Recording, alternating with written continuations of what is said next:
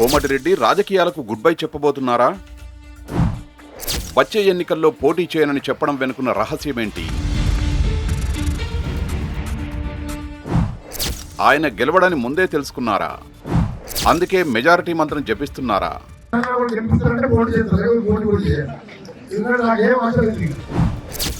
లేక బ్రదర్స్ పై పార్టీలో ఎవరైనా కుట్రలు చేస్తున్నారా?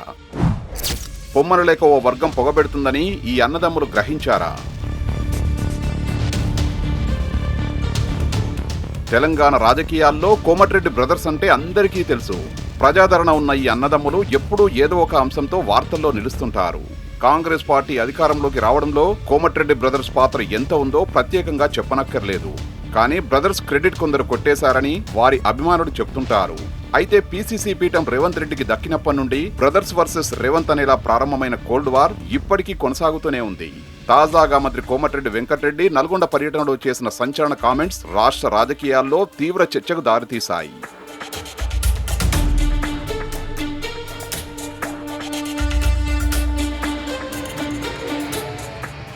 మంచి పరిపాలన అందిస్తే ప్రజలు ఆదరిస్తారని, ఇందులో డిమాండ్ల ప్రస్తావన ఉండదని అందరూ అనుకుంటారు. కానీ ప్రజలు అత్యధిక మెజారిటీతో గెలిపిస్తామని హామీ ఇస్తేనే ఎన్నికల్లో పోటీ చేస్తా, లేకపోతే ఎన్నికల బరి నుంచే తప్పుకుంటా అంటూ వెంకటరెడ్డి చేసిన కామెంట్స్ ఇప్పుడు దుమారం రేపుతున్నాయి. అంతేకాదు, తాను ప్రచారానికి రాకపోయినా తాను చేసిన అభివృద్ధి చూసి ఓట్లు వేయాలని ఆయన రిక్వెస్ట్ చేశారా లేక బెదిరించారా అనే సందేహాలు ఇప్పుడు అక్కడి ప్రజల్లో కలుగుతున్నాయి.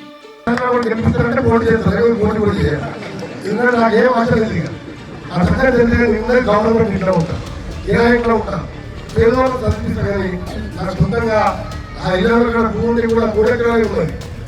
ఎందుకంటే ఇల్లు కట్టుకొని ఊళ్ళో ఉండొద్దని మిగిలినంత పేదవాళ్ళకు వచ్చేసి గ్రామంలో ఉన్న పేద దళితులకు కాలనీలు కట్టించి ఆ భూములన్నీ చేసి 3 ఎకరాలు ఉంటున్నాం. అందరూ ఒక్కసారి ఇద్దరు ఎమ్మెల్యేలు ఫామ్ హౌస్ కట్టుకుంటాం.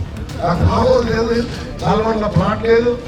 కోమటిరెడ్డి మాటలపై ఇప్పుడు రాజకీయ వర్గాల్లోనే కాదు, సాధారణ ప్రజల్లోనూ విమర్శలు వ్యక్తమవుతున్నాయి.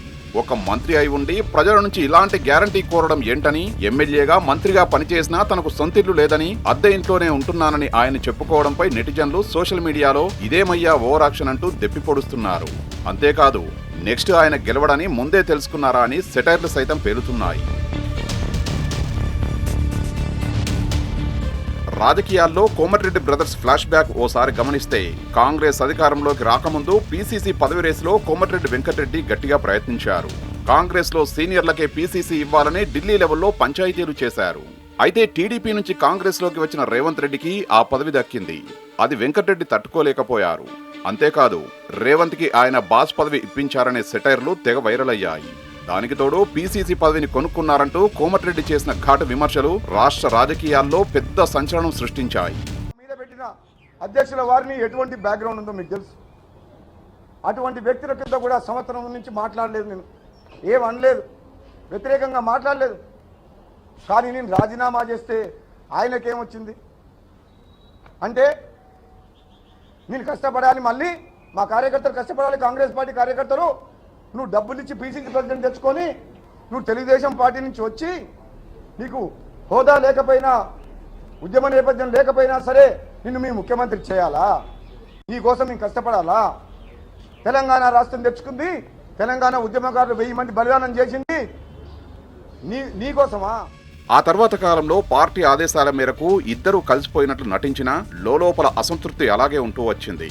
వెంకటరెడ్డి కొంతవరకు సర్దుకుపోయినా ఆయన తమ్ముడు రాజగోపాల్ రెడ్డి మాత్రం ఇప్పటికీ సీఎం రేవంత్ రెడ్డి తీరుపై పరోక్షంగా విమర్శలు గుప్పిస్తూనే ఉన్నారు. పార్టీలో తమ ప్రాధాన్యతను తగ్గించే ప్రయత్నం జరుగుతోందనే అసంతృప్తి కోమటిరెడ్డి బ్రదర్స్ లో స్పష్టంగా కనిపిస్తోంది. కోమటిరెడ్డి బ్రదర్స్ ను రాజకీయంగా అనగదొక్కడానికి, వారి ప్రాంతంలో వారి పట్టును తగ్గించడానికి రేవంత్ రెడ్డి వర్గం తెర వెనుక కుట్రలు చేస్తోందనే ఓ ప్రచారం పొలిటికల్ సర్కిల్లో నడుస్తోంది. కోమటిరెడ్డిని ఇరుకున పెట్టేలా కొందరు వ్యూహాలు రచిస్తున్నారని, అందుకే బ్రదర్స్ తరచూ ఇలాంటి సంచలన వ్యాఖ్యలు చేయాల్సి వస్తోందని చర్చ జరుగుతోంది. రేవంత్ రెడ్డి వ్యూహాత్మకంగా కోమటిరెడ్డి బ్రదర్స్ ను సైడ్ చేసే ప్రయత్నం చేస్తున్నారనే వాదనకు ఇటీవల జరుగుతున్న పరిణామాలు బలమిస్తున్నాయని విశ్లేషకులు సైతం అభిప్రాయపడుతున్నారు. మెంటల్ ఖరాబ్ అయి మద్రసా మీరు ఎంపీలు అయింది జ్ఞాపకం మర్చిపోయినాయి. మంత్రికి మెంటల్ ఖరాబ్ అయింది. మెంటల్ ఖరాబ్ అయి ఇక్కడ ఎమ్మెల్యే చేయడంతో ఆయన జ్ఞాపకం పాపం మర్చిపోయిండు. ఎస్సీ నియోజకవర్గం అంటే లెక్క లేదన్నట్టు, హంకారం అన్నట్టు. ఎస్సీ నియోజకవర్గం అంటే అహంకారము.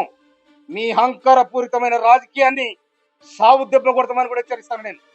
మా దప్పులు మోగుతాయి, మా దండోరలు వేస్తాయి. మొత్తానికి చూస్తే తెలంగాణ కాంగ్రెస్ లో రేవంత్ రెడ్డికి సీనియర్ మంత్రి కోమటిరెడ్డి వెంకటరెడ్డికి మధ్య అంతర్గత పోరుముసలం మళ్లీ మొదటికి వస్తున్నట్టు కనిపిస్తోంది. సొంత పార్టీ నేతల మధ్య సమన్వయం లేకపోవడం, ప్రజల ముందు మంత్రులు ఇలాంటి కామెంట్స్ చేయడం చూస్తే ఒక విధంగా కాంగ్రెస్ పార్టీని వీడుతున్నారనే సంకేతాలు ఇండైరెక్ట్ గా పంపుతున్నారని తెలుస్తోంది.